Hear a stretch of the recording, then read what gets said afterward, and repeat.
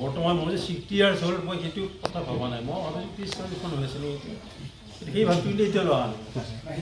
মই যে 60 ইয়াৰ্ছ হৈছে মই ফিলিংছ নাই মই ভবাই নাই মানে মই ভাবিছোঁ আৰু আছে নেকি সময় মই গম পালেতো যেতিয়া লেটাৰ আহিব সেইটো হৈ গ'ল নেকি যে নহওক মানে প্ৰথম মই আছিলোঁ কমলপুৰত ক'ৰবাত কৈ দিছোঁ মই প্ৰথম কমলপুৰত আছিলোঁ মই কমলপুৰত থাকিলোঁ তাত যিটো আছিলে আমাৰ হয়নে যিটো তাত 2 বছৰ নে 3 বছৰ থাকিলোঁ তাৰ পৰা আমি আকৌ মিছুৱেল কৰিলোঁ মিছুৱেল কৰি ইয়ালৈ তাৰপিছত আকৌ ক'ভিডৰ ডিউটিত আকৌ 4 তাত থাকিলোঁ আমি যিয়ে নহওক এতিয়া আমাৰ এই যিখিনি আমাৰ কাৰ্যকলাপৰ সময়ত আমাৰ যিখিনি বন্ধুবৰ্গৰ লগত আমি সদায় মানে মিটিঙত হওক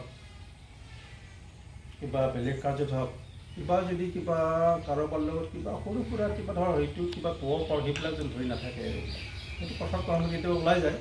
কেতিয়াবা লেংগুৱেজ কিছুমান বা ভাষা কিছুমান কেতিয়াবা ওলাই যায় যদি ক'ব নোলাই যায় সেইটো ওলাই যায় কেতিয়াবা ঘটনাগতি এই যে দাদাজন মোৰ সহকৰ্মী তথা দাদা আজি তেখেতে 31 এপ্ৰিলত অৱসৰ ল'লে আমি সকলোৱে লগ লাগি তেখেতক অৱসৰী জীৱনৰ বাবে শুভকামনা সুস্বাস্থ্য আৰু দীৰ্ঘায়ু কামনা কৰিলোঁ শুভেচ্ছা জনালোঁ আমি সকলোৱে লগ হৈ গৈ তেওঁক ঘৰত একেবাৰে আনন্দ ফূৰ্তিৰে থৈ আহিলোঁ আহি মোৰ মনত অকণমান চিন্তাই উদ্ৰেক কৰিছে আৰু সেইখিনি ক'বলৈ মই আজি আপোনালোকৰ ওচৰত আহিছোঁ প্ৰথম কথাটো হ'ল এই দাদাজনৰ ডাঙৰ ছোৱালীজনীয়ে MSc কৰি আছে সৰু ছোৱালীজনী BSc পঢ়ি আছে পঢ়া সম্পূৰ্ণ হোৱা নাই এপ্ৰিল মাহৰ দৰমহাটো পোৱাৰ পিছত মে' মাহত তেখেতে আৰু দৰমহা নাপায় তেখেতে পৰিয়ালটো কেনেকৈ চলাব মই এবাৰ ভাবিব লৈছোঁ জীৱনৰ ভাল সময়খিনি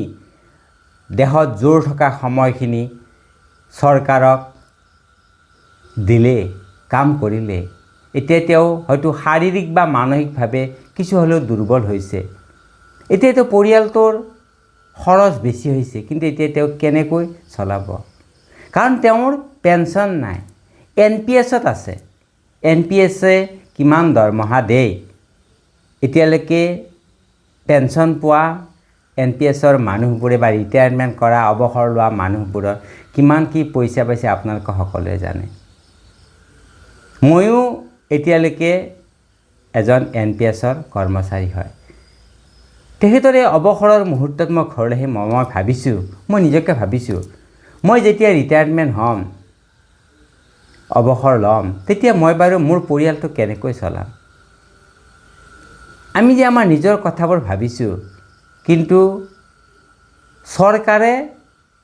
বা আমাৰ যি মন্ত্ৰী বিধায়ক আছে তেওঁলোকে কিন্তু তেওঁলোকৰ নিজৰ ব্যৱস্থা নিজেই কৰি লৈছে কিন্তু আমাৰ অৱসৰৰ পিছত পেঞ্চনটো যে নাই তাৰ বাবে আমাৰ কিমান অসুবিধা হ'ব পাৰে এবাৰ তেওঁলোকে কিয় নাভাবে বাৰু তেওঁলোকক মই আজি ভগৱানক প্ৰাৰ্থনা জনাইছোঁ তেওঁলোকৰ যেন মনত এটা সুবুদ্ধি উদয় কৰে যে আমি যেনেকৈ তেখেতসকলে যেনেকৈ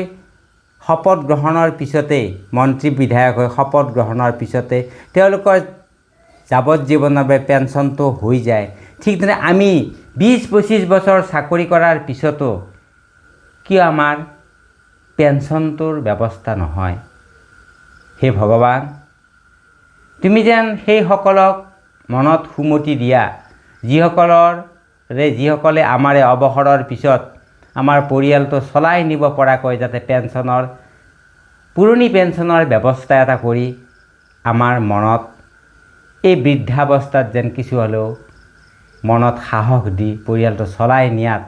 অকণমান হ'লেও সহায় কৰে নহ'লে সেইবোৰ চিন্তাতে আমাৰ প্ৰেছাৰ ডায়েবেটিছ বিভিন্ন ধৰণৰ বেমাৰবোৰ বাঢ়ি আমি যিমান দিনলৈকে হয়তো পৃথিৱীত জীয়াই থাকিব লাগিছিল সিমান দিনলৈ থাকিব নোৱাৰিম মোৰ এই মনৰ কথাখিনি কৈছোঁ কিবা যদি ভুল হয় ক্ষমা কৰিব আৰু আমাৰ NPSত জড়িত থকা সকলেও এবাৰ কথাটো চিন্তা কৰি এটা তীব্ৰ আন্দোলন কৰাৰ প্ৰয়োজনীয়তা আছে বুলি ভাবোঁ অকণমান আন্দোলন কৰি কিবা এটা হ'ব বুলি ভাবি থাকিলেই নহ'ব আমি এনেকুৱা এটা প্ৰচেষ্টা হাতত ল'ব লাগিব যিটোৰ কাৰণে আমি যেন পুৰণা পেঞ্চনটোৱে আমি পাওঁ, নতুন পেঞ্চনটো আমাক নালাগে।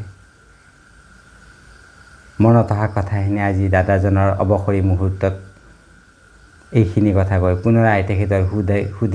সুস্বাস্থ্য আৰু দীৰ্ঘায়ু কামনা কৰি আজিলৈ এৰিলোঁ আৰু পুনৰ আপোনালোকক লগ পোৱাৰ আশাৰে আপোনালোক সকলোকে নমস্কাৰ জনালোঁ। ধন্যবাদ।